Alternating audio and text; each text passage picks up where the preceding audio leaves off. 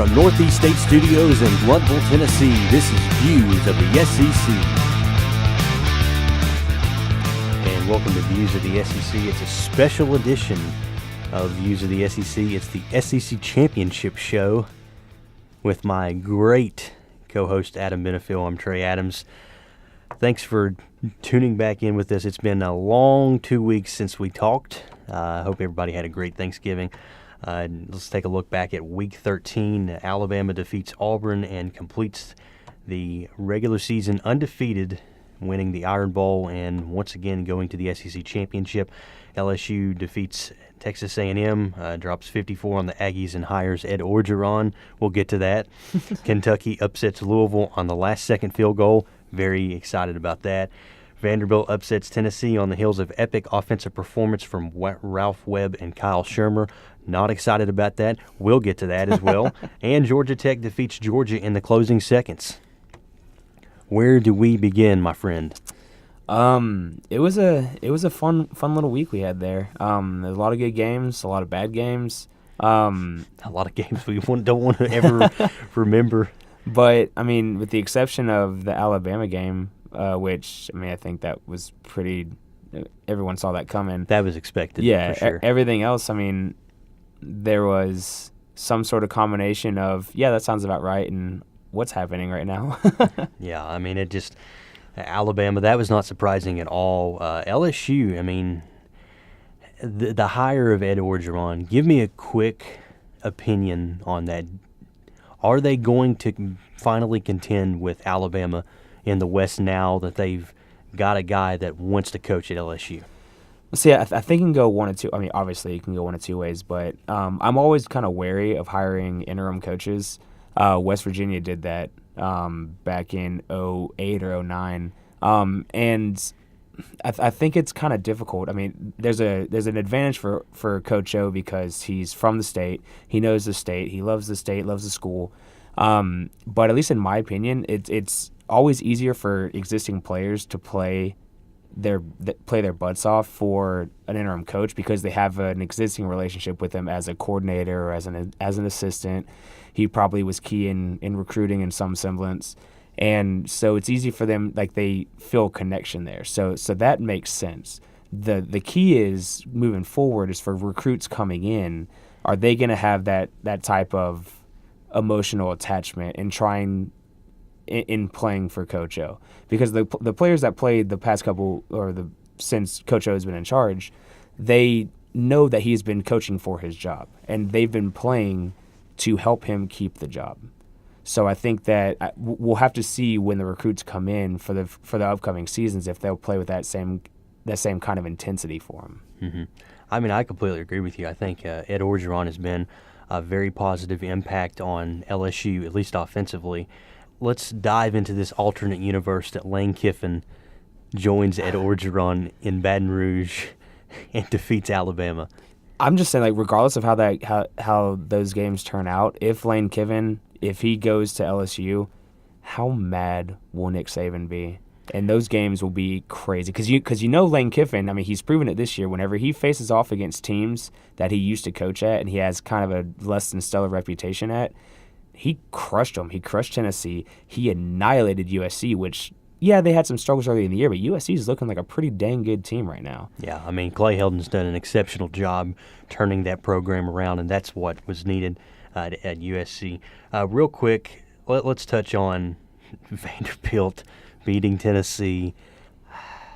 You know what's crazy? With as bad as the SEC East is, and the SEC in general, the SEC East has more bowl-eligible teams than the SEC West. I saw that stat yesterday. That was very surprising. I mean, here's my issue as a Tennessee fan and just in general with Butch Jones. Butch Jones, he might be a 9-win guy. He might be a 10-win guy one of these days. But at Tennessee, he's had multiple opportunities to win the East. Last year especially, coaching mistakes prevented him from winning the East. I mean, his own mistakes. And I think Tennessee honestly has regressed from last year to this year. I mean, they pretty much had most of the same talent back. You had Jalen Hurd leave. You had Danny O'Brien kicked off the team. Preston Williams left. And a number of other issues, as well as coaching issues. But when you have the SEC East on the line and you lose to South Carolina. Then you have the Sugar Bowl, the Sugar Bowl, the Sugar Bowl. Do I need to say it again? The Sugar Bowl. Tennessee could have a chance to go for the first time since 1985 when they beat Miami 35-7, and you blow it to Vanderbilt, an 11-point loss to Vanderbilt. Maybe it's time Tennessee starts looking in another direction. No, I completely agree with you, and I think we've kind of indirectly touched on this throughout the season, but I think A&M and Tennessee are basically the same team. I mean, you can look at both sides for that. I mean, Tennessee lost a couple games that knocked them out of the Sugar Bowl. A&M lost to the state of Mississippi that knocked them out of the Sugar Bowl. So, I mean, I agree with you, but you always also have to worry about like the Nebraska thing. 9-4, 9-4, 9-4, 9-4 every year, and then they fire the coach because they want more, and then they kind of struggle after that. We'll see what happens. So the SEC Player of the Week this week is Steven Johnson, quarterback for Kentucky. Steven Johnson was a major key in helping the Wildcats pull off a major upset against the Louisville Cardinals and knock them out of a New Year's Six bowl game. Johnson threw for a career-high 338 yards, 3 touchdowns, while also rushing for 83 yards as Kentucky had an incredible day offensively, gaining a total of 581 yards. It was Johnson's second career 300-yard game, the other one coming against New Mexico State earlier this year. So congratulations to Steven Johnson and the Kentucky Wildcats. So we now move on to the 25th SEC Championship game, Alabama versus Florida. I'll give you a couple of notes on this.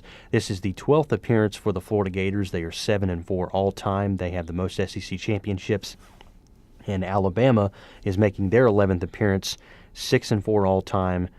They've won the last 2 championships. This is the 9th matchup between both schools, and Florida leads the series.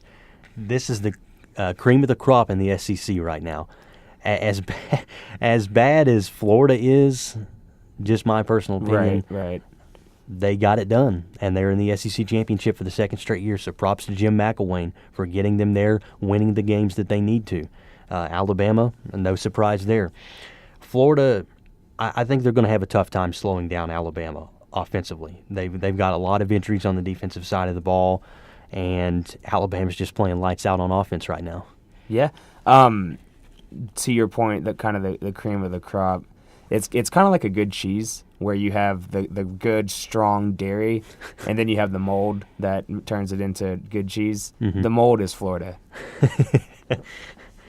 I wish I could be sitting here talking about another team in this position, the one that is better. I mean, but the SEC East, man, it's just so bad. I don't understand it.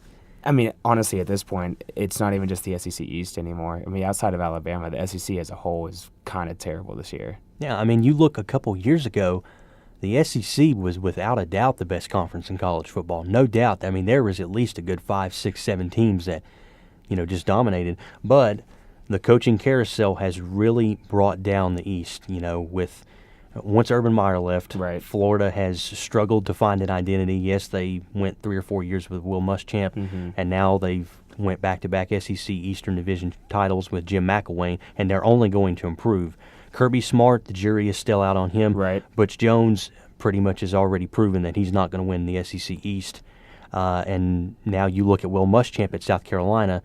Will he make an impact at South Carolina? Well, I mean, he's definitely made an improvement from last year to this year. I mean, it's kind of funny, like looking at the season.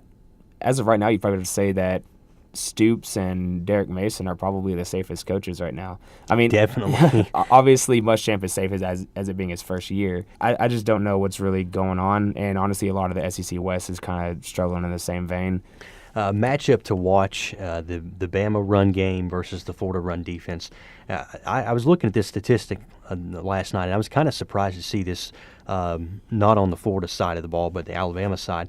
Florida defense only giving up 128 yards a game on the ground versus Alabama, who's gaining 200 yards a game on the ground. Damian Harris and Bo Scarborough, I mean, those two guys are extremely good running backs. Is there any way Florida can stop Alabama on offense?